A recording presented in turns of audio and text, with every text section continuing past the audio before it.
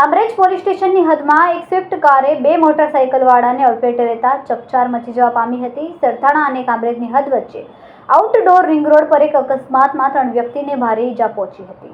આજરોજ કામરેજ પોલીસ સ્ટેશનની હદમાં એક સ્વિફ્ટ કારે બે મોટરસાઇકલને અડફેટે લેતા ચકચાર મચી જવા પામી હતી। સરથાણા અને કામરેજની હદ વચ્ચે આઉટડોર રિંગ રોડ પર એક અકસ્માતમાં 3 વ્યક્તિને ભારે ઈજા પહોંચી હતી, જેમાં એક વ્યક્તિની હાલત ગંભીર હોવાનું જાણવા મળ્યું।